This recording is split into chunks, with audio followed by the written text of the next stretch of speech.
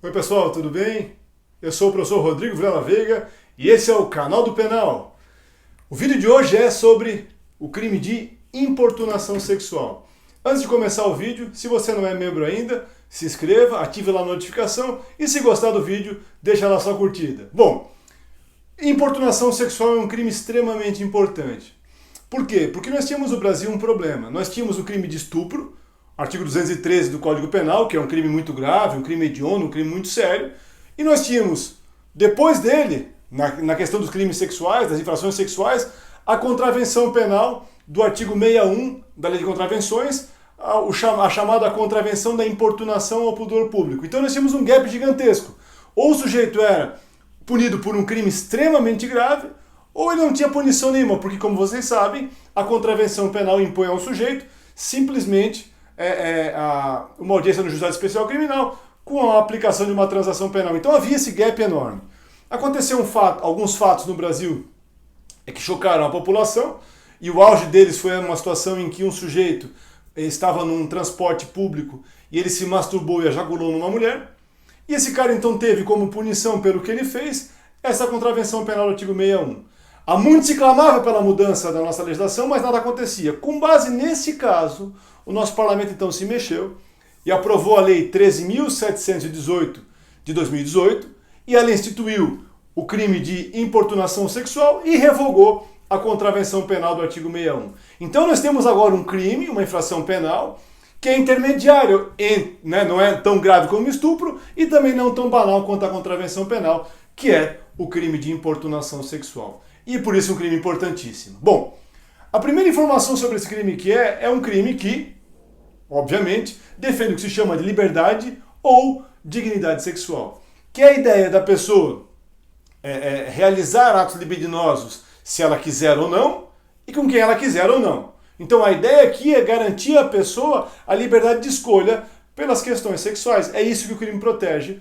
A proteção é a mesma, o objeto jurídico é o mesmo do crime de estupro. Porém, esse crime de importunação sexual é um crime subsidiário. É o que fala aqui na pena. Percebam, olha só, pena de 1 a 5 anos, se o ato não constitui crime mais grave.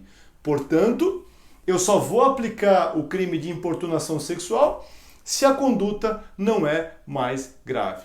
Para quem não lembra como é que funciona a questão do crime de estupro, assista um vídeo no canal, nós temos um vídeo sobre o crime de estupro, assiste lá para entender o crime de estupro. Então, a primeira diferença do crime de importunação sexual para o crime de estupro é que, vejam só, na redação aqui tu não encontra em nenhum momento a questão da violência ou da grave ameaça, que são elementos lá do crime de estupro. Então, quando eu falo em importunação sexual, eu não posso falar nem em violência nem em grave ameaça. Porque se eu vou ter um ato libidinoso, como fala aqui no artigo, eu tiver violência ou grave ameaça aplicada, eu estou falando de estupro, e aí sai daqui e vai para lá, porque, como eu acabei de falar, este é um crime subsidiário, só sendo aplicado se não for o caso da aplicação do crime mais grave, no caso do estupro. Bom, o verbo, qual é a ideia? É praticar, quer fazer alguma coisa. Olha que importante isso, gente. Fazer o quê? Um ato libidinoso. Bom, o ato libidinoso, gente, para que se configure o crime de importunação sexual, isso também existe uma controvérsia doutrinária jurisprudencial sobre qual é o alcance disso.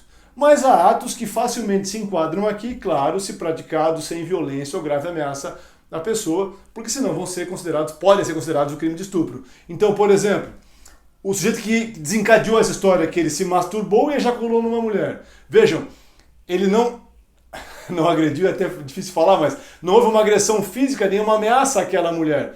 Como ele ejacula nela, ele tem ali um ato libidinoso, feito sem a anuência daquela mulher, ou seja, a vítima do crime não autorizou que ele fizesse aquilo. Então, o ponto central aqui é que não há anuência, que não há a volitividade da pessoa, a vontade dela é desrespeitada. Por isso que é criminoso. Porque se eu tenho duas pessoas e elas querem realizar um ato libidinoso, e elas são capazes, tudo direito, está tudo certo. O que a lei pune é quando algo acontece sem a anuência da pessoa, sem a vontade dela. Então, quem ejacula numa pessoa, ato libidinoso. Passar a mão numa pessoa, ato libidinoso. Apalpar os seios, ato libidinoso. Apalpar o pênis, ato libidinoso. Então são atos feitos sem violência ou grave ameaça que vão ser enquadrados aqui no crime de importunação sexual. É um fato terrível, acontece em cidades grandes.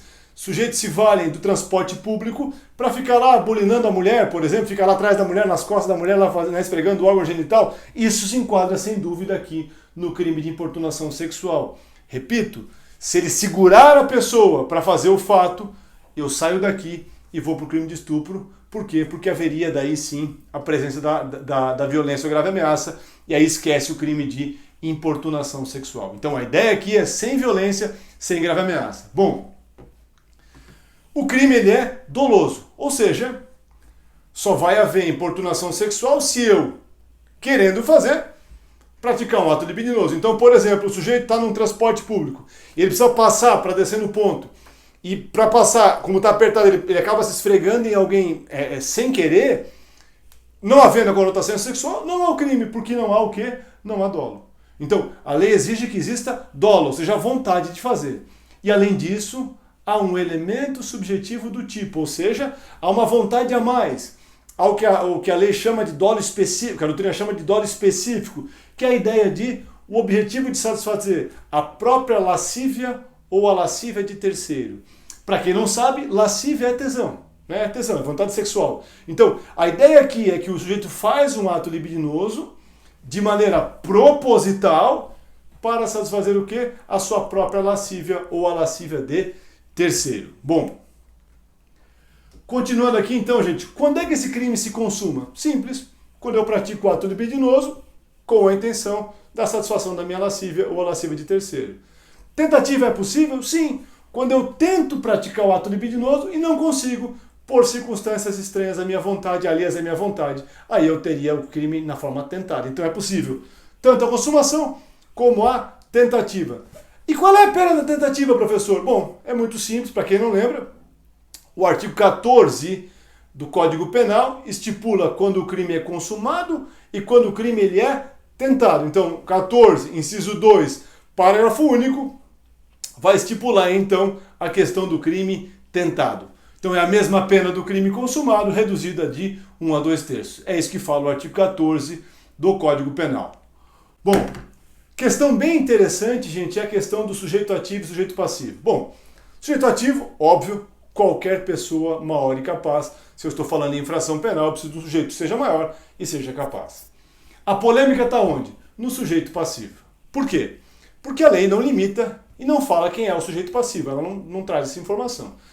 Porém, os tribunais, e eu falo aqui o Supremo Tribunal Federal como um todo, por quê? Porque o Supremo é formado por duas turmas, a primeira e a segunda turma. E ambas, tanto a primeira quanto a segunda, entendem que ficam de fora dessa ideia aqui o vulnerável.